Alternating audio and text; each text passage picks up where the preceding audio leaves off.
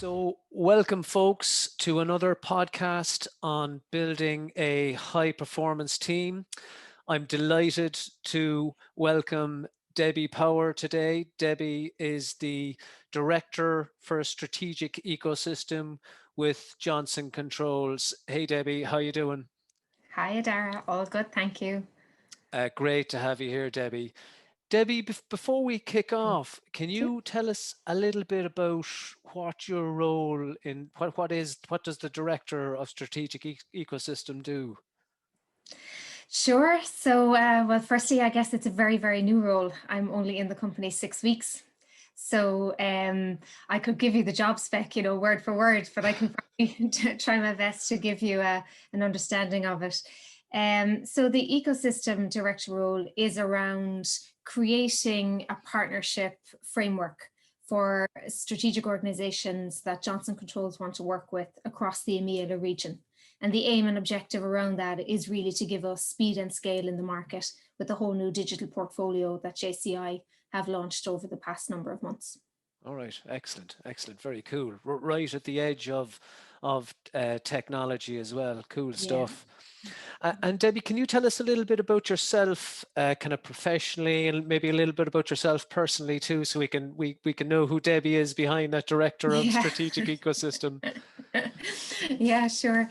So Debbie Power, obviously, I'm a Cork native. So born and bred, living here with my family and my dog. Can't forget the dog. So I have 4 children. So I have a very busy household, even busier since COVID came along, I have to say, with the college kids working at home or studying at home or, Zooming, no different than us now, Dara. So that's all very busy. I'm a relaxed kind of person.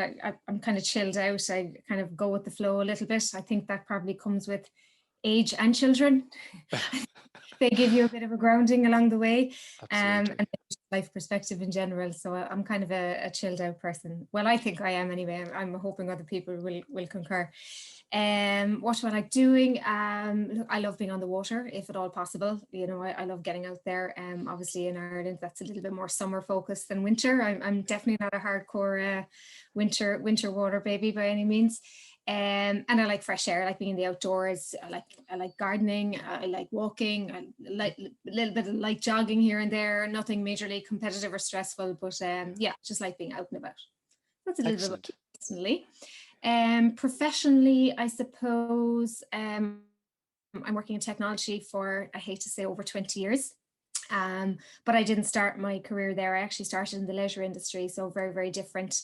And I think the common thread between all of that is really my focus has been around management, pretty much. So from the business side of things, just management for pretty much 27 years Wow. at this stage. So yeah, in different forms. But yeah, so some of my academic background, I guess, leisure management, management and marketing. And then the last thing I did is actually 10 years ago now, I did an MBA. So nearly time to go back to college again, probably. But yeah, so that's me. Wow, fair. And you're thinking about going back again. Fair No, dues. And no, I'm then not. It's just when I say 10 years, it's like, okay, maybe I need to upskill a little bit again. that's it's some achievement doing an MBA. It's tough going to try and split your time between work and the amount of effort that takes. Oh, I Um, think tougher again when there's a few kids in the mix, but yeah, yeah, I hear you. I hear you. Debbie, like you've been in leadership positions now with a number of different kind of leading global companies over the years. Can you tell us a little bit about what it means to you to be a leader? I think you can break it into a number of areas. I think you can take leadership and you can say, okay, I'm a leadership of people. I'm a leader within my organization. I'm a leader in the market. And then I'm a leader. So what does it mean for me and how do I develop as well? So if you look at the people side of it first, you are responsible for the people who you are leading. Not wholly, because obviously they have home and they have family and everything, but they spend a huge amount of time in work. And there's a lot of hours in the week that they have, agreed and contracted to give to you or your organization to do, to literally carry out the functions that they decided to sign up to. But I think how they do that, it bears back to a lot of you and a lot of how you I suppose, create an environment for them, how you affect their mood, their humor throughout the day. And everything you do does that, because that mood and that humor that I think a person has really has an effect on them, on their mindset, on their energy levels, and all of those things impact them personally. So I think there's a huge amount of responsibility in it from a people perspective.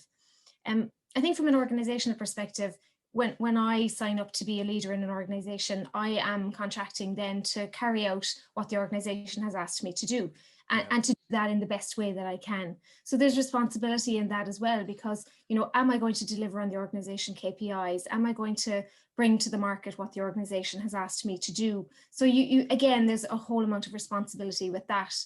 Then you can look at the market, and depending on what kind of a position you're in, are you leading the market? Are you taking messaging out into the market that other people will follow or will listen and have an offshoot of thought themselves for? So you need to be really clear about what it is you're bringing out into the market, and you need to make sure that that's, that you're accountable for that, and that it's logical, makes sense, and you can't just kind of off the cuff, come up with something kind of willy-nilly. You need to know what you're doing, because there is, again, a huge element of responsibility in there. Yeah. I think for yourself, being a leader, you have to be conscious of what you're doing, because you have to develop yourself. You have to be a good listener. You have to constantly improve, again, because of all of those things, like the market, the people, the organization. You need to perform for all of this. So I think there's a huge amount of responsibility in it. They're great insights, and there's so many different prongs there internally with your team, what you're signed up to do for your company as a leader, and then looking out to the market as well. Some great insights in there, Debbie. Debbie, can you tell me, in terms of being a leader, do you think it's more of a natural thing, or is it a nurture thing? Is it something you can develop and learn, or do you just kind of walk into it a leader straight off? I suppose it's probably a well-discussed question, isn't it? I think it's a mixture. I think it can be both, but I think it's also a mixture. I mean, I think I'm a positive, optimistic person, so I have the mindset of you can do anything, you can be anything. You can go out and you can set your goals, and you can become what you want to become. I think there's an element of there's a natural progression in there, because we're all born, and you all have these kind of surrounding, I suppose, circumstances that we're brought up in, and what do those look like? And they're different for everybody. And some of those circumstances may assist people, if they want to become leaders, in a better way than people who maybe don't have the same experiences in life. So I think there's a natural piece in there, potentially, for sure. But I think on the nurture side, I think if you want to become something, you can become it. So you can do your research, your investigation, your learnings, and you can become a leader. So I don't think it's just one or the other. I think it's a little bit of both.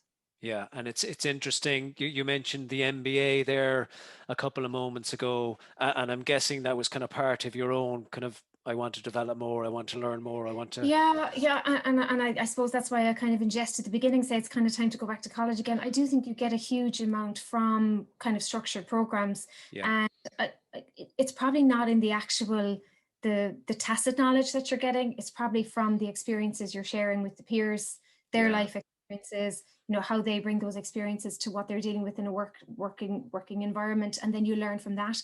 So I think that type of environment for me is fantastic. Yeah, fantastic. And can I ask you, in terms of, in a leadership role, the balance of kind of planning versus, thinking on your feet, where do you think that where do you think the balance falls? Is it more one or the other? I think for me, I would have to have the kind of vision and strategy underpinning where I'm going, what I'm doing, and I would need my team to also be fully kind of signed up and bought into that as well, because I think that will make the day-to-day, those quick decisions, the on your feet, what do we do here? I think if you've got a kind of a planned out path, I think all of those day-to-day decisions somewhere or other can feed into that. And if they're not feeding into where you want to get to as an ultimate goal, it's, it's not a thing to be done really. It's probably better to make the decisions that come along kind of quickly, but making those with kind of an informed ultimate objective of where you want to go. So for me, I would need to know the first one before the second one, I think. Right, that makes sense. That makes sense. It sounds logical. In terms of, I mean, you've managed a number of teams. You've been a leader of a number of teams over the years. What do you see are the key characteristics for, developing performance, for building that high performance team? Yeah, I think there's a lot of answers in there. It's a big question. Yeah. Which is, it's a great question. It could take a long time. Obviously we don't have that. I think I would say in order, but for me, the first thing is a variety of people on your team. And that comes back to the cliched word of diversity. Yeah. And I don't mean diversity as in male, female. I think we need to move on from that. I take that as a given now. That to me is an automatic assumption. For anything I will do or be participating in, that's a given for me.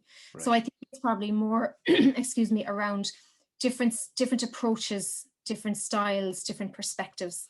And that comes with diversity of culture, diversity of age, all of those, obviously gender I mentioned, but all of those things feed into different perspectives.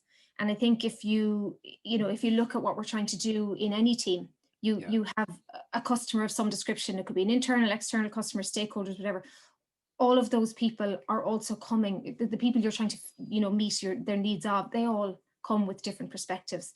So you need to have a team who can understand and interpret all of those perspectives naturally. And that only comes through diversity. So I that would be probably my first. Yeah. Okay. And then I think a mixture of, when you start getting into the kind of the who's in the team kind of thing, I think a mixture of consistent people. So, longer term serving people who will be there, often called the lifers. But also with transient people coming through, because I think that delivers a huge amount of energy to any team. Now, nobody wants somebody to come in for 3 months, disappear, and for that, to continue. But a certain element of a transient nature, I think, can bring real structure and improvements to any team, because they're the people that will ask the questions. They'll ask the why. And if you're explaining something to somebody and they say, oh, why do you do it that way? And you kind of go, oh, why do I do it that way? And then you go, actually, that's not the best way to do that. Yeah. You're talking it out loud, whereas it's the norm. You do it all the time. You don't really question what you do or why you do it. Yeah. But when somebody new comes in, they're trying to understand something, they ask why, you go, oh, okay, and there's improvement. So I think that's a very important kind of attribute to a team. Yeah. Trust, I'm going to say, I mean, I know, again, it's cliched and everybody's going to expect it to be the answer or an answer, but it just won't work without, that team feeling of, excuse me, I trust you, you trust me, we trust each other, we trust the vision we're all, working towards. Ideally, we've all built that vision together. I think that's just, I think it's fantastic. And I think you can build so much on that. You can build friendships on that. A really high performing team is going to be one where there's at least a couple of friendships in there. And if they're not, good, close friends, everybody at least has a significant level of mutual respect for each other. And I think without that, I don't think a team will really, really thrive. I think something else that I always bring to a team, and it's probably because I'm desperately honest, but it's a level of vulnerability. I think you need to be like human, and not, as a leader, you don't need to be pretending. You need to be honest with your teams. Because I'm human, I'm clearly vulnerable in so many ways, as are everybody else. Everybody has these vulnerabilities. I don't think you need to hide those. I think you need to be honest and open about those. And I think that would be emulated from the people that you're working with. And I think that brings a whole openness and a whole transparency, and it feeds into that trust. And I think then that, you end up with a kind of a circle of success. I think that's very important. It's probably a few more. I could probably keep going, but I will say one more. I think showing gratitude within the team to each other, and again, it feeds into respect. It feeds into trust. These are all kind of interdependent. But I think being grateful for each other in our team, for what you do, for what I do, you know, for that kind of knowing that the person will come through for you, you know, that interdependency, and then saying thank you. You know, it just means so much to us. Like we're, you know, we all thrive on thanks, that was great, well done. Well, we don't all, certainly do, you know, and I think that it's human nature to say thank you and to feel appreciated is fantastic. Yeah, just listening to you there, and you mentioned in your last sentence just the human nature piece. I guess what you were describing, what I was hearing, it's, you know, I guess it's about all kind of working together and understanding each other as humans. You know, as humans, we're not robots, we're not humans. We have feelings, etc. Absolutely. Do you, are there certain kind of critical success factors that you kind of, if you're planning out your team building strategy, do you have certain critical success factors? I think you've highlighted certainly some characteristics there. There's probably some overlap. I think so I suppose it's probably a given that your critical success is, you know, some of it's going to be written down by the organization because you have certain KPIs to meet. So, you know, that's kind of a given. I think critical success for me is if my team are developing themselves.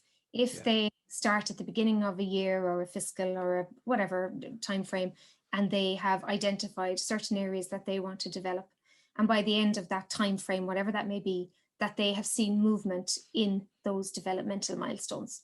And it's my responsibility to ensure that they move along that journey somewhere in some fashion or other. Now they can choose not to, but why would they do that? They've more than likely identified the developmental areas themselves. And I think that, like, for you know, movement, momentum, for us all to keep growing, we grow into our roles, we self-develop. It's hugely important for me. I think in itself, that's a success. And that's I guess that you're mentioning as well around being able to track it and being able to show that you're achieving those results. That's why the team is there in the first place. Absolutely crucial. Yeah, and I think that feeds into a bigger, you know, a bigger kind of picture of, you know, the whole function of training and development, HR, within organizations. But what that ultimately does is it gets more resources, and you know, you develop your team. If your team is developing, it's going to do better. It'll grow, you know, and then a natural follow on of success comes. So I think it's important that they're tracked in a formal way. It keeps us all honest, and you can see your improvement. It's written down. You know, I did this. I said I was going to do this, or I didn't do it. You know, whatever. Yeah. That's. What do you think? What do you think are the biggest challenges there? What, in your experience, what's been the biggest challenges in leading teams in general? I think culture of an organization is hugely important. That you know, that those feelings and the emotional side to everybody's work environment. You know, not what's written down on your contract, or not your job spec, not your daily tasks. The how you go about them and that feeling that you have. So I think if the wider organization isn't reflective of the team spirit and culture that you want to bring, I think that will be a challenge.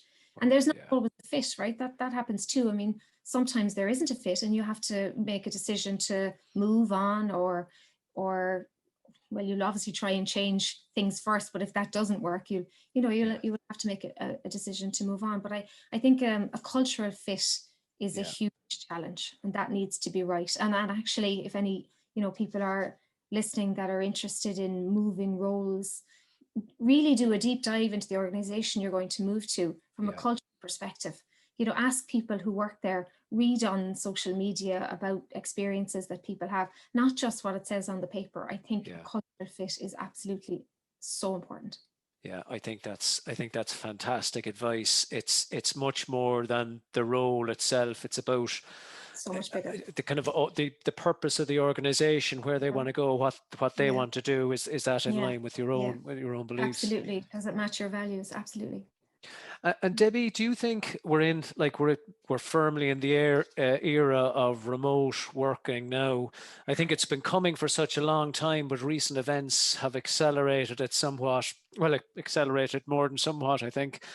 Do you think have the fundamentals changed, or do we need new strategies around building high performance teams? What? Yeah, I mean, I suppose the ideal, like in this scenario, the ideal is where that high performance culture has already been embedded in the organization, and you just have, sounds easy to say, but you just move that into a remote environment.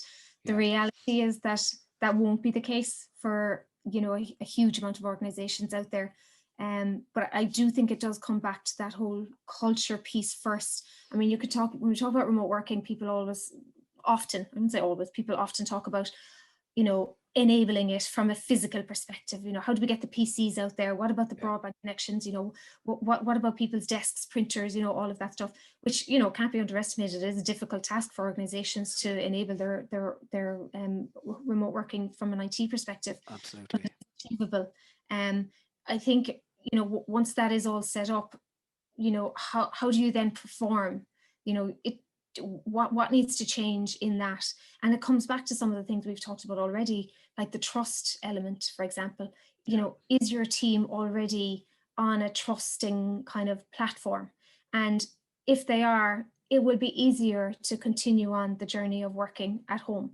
If they're not, that's a whole other piece of work that needs to be done as an organization to develop that type of environment. And that's definitely going to be challenging and difficult for companies who were not on that path before we got into remote working. But it's here to stay, so, you know, the quicker the better. When I say it's here to stay, it'll obviously be a hybrid, you know, please God, COVID will dissipate in time. But I think the hybrid kind of future is probably here to stay. Yeah, that's the, you know, the culture and the trust elements that you're talking about there really resonate with me. And I've heard some other people I've spoken to say the same thing. You know, trusting your people, like whether they're in your office or whether they're at home, it really shouldn't matter. Yeah. In terms of remote working and kind of digital technologies, have you seen kind of more technology being used? Do you have kind of even some hints and tips for some people who might be looking at this in terms of what technologies have worked well for you to support remote working, to support those building those high performance teams? Yeah, so I do, but I'm not sure they're technology related. So I suppose, so we joked at the beginning about our, you know, the platform we're using, and there's a variety of them out there, and I think it's a given that organizations have to work through platforms now for, you know, conversations, meetings, etc. So that has to happen. I think it comes down to, if I was to say one word, I would say communication. So for me, it's around communicating and over communicating again and again with your teams, with your peers, with your leaders, with your customers. I don't think you can do it enough. We're all missing, obviously, the human interaction, you know, the physical, seeing somebody, you know, giving them the kiss on the cheek, whatever. Obviously, we can't do that, but we can keep communicating with people. You know, one thing I will say, and it's so simple, I won't use bad language, but turn on the damn camera. Like, look at each other. Turn on the camera, guys. We are missing seeing people and interacting with people, and the amount of people who leave their cameras off, the mind boggles. Now, I understand people's circumstances, you know, certain situations, you may not want to do it, and that's fine. Of course, that's fine. But if you can at all get to the norm of using your camera, I think, you know, we have eye contact, Sarah. You're not in the same room as me, but like, I can see you and you can see me. Like, it's a massive difference than actually when you're just looking at the microphone or the, you know, the phone on the little logo. So I don't think that's probably a huge technology tip, but communicate. And if you can open the cameras, open the cameras. Absolutely. And I'm kind of fascinated by the quality of, you know, the tools that are out there now. You can actually, you can see people's physical reaction to what you're talking about and getting those cues, which is absolutely huge. Which you can't see if they're not on camera. You can't see if they're not on camera. Throwing their eyes up to heaven at the stupid thing you just said. Or do you think? You know what I mean? Do you think more people are starting to use cameras though? It I do. feels, I do. yeah, I yeah, do, thankfully, yes. I think people are probably getting more comfortable with it. People yeah, are getting settled in their environments as well. You know, yeah, they've cleaned the desk, or they've done whatever makes them feel that, you know what, I can actually open the camera today. yeah, And I think that's great. And I think the more we get to that, the better. I mean, look, the ideal scenario is we're physically meeting people, but yeah. you know, we can't do that. At least we can try and see each other, you know. Yeah, yeah. I found like I've been on numerous calls where I'm introducing one of my kids to people who, for Oh no yeah, yeah, reason yeah. except they've come in behind me. Yeah. I think we're probably all a little bit like that. But Yeah, I know, I suppose, like, I know digital technology. I mean, like, it's fantastic what can be done now, right? I mean, you just yeah, touched on it there. It is absolutely fantastic. But I think if you really do get into the kind of the psychology around it, the emotional stuff. I mean, you draw back to my college days and pull on some of the Maslow hierarchy and in, you know, things like that. Like, we need that emotional connection. So yeah, I think the more digital tools that are out there that can, I suppose, enable that emotional connection, then the better. And there's lots of them, you know, popping up now. And I think that, you know, the more that evolves, the better. And I think as well, like, I'm, you know, moving on in my years. We've spoken of 27 years of industry experience. So, you know, you can do the math, but the younger kind of natives, the 18, 19, 20, 25 year olds, 30 year olds, it's much more natural to them anyway. yeah, So I think as we go forward, I think it will become much more normal yeah, to, you know, to have the camera on or to communicate across digital technologies. yeah. So I think it's all going in the right direction from that perspective. That's good. Certainly, certainly. I guess our experience in transitioning to cameras, etc., it'll just be The so norm. natural, as you're Yeah, saying, to the kind of yeah, generations coming up. yeah, exactly. Deborah, this has been, I know we're coming up to time here. This has been a really fascinating conversation. Super to hear your insights. Some really, Thank really you. interesting stuff there. Thank you. Certainly, I've learned an awful lot from it. I'm sure anyone else who's looking at this will feel the same. I just like to say thank you so You're much very for welcome. joining us. This has been super today. You're very welcome. Hope the rest of the program goes well, Dara. Take care. Thanks, Debbie. Thanks, Debbie. Take care. Bye bye. Excellent.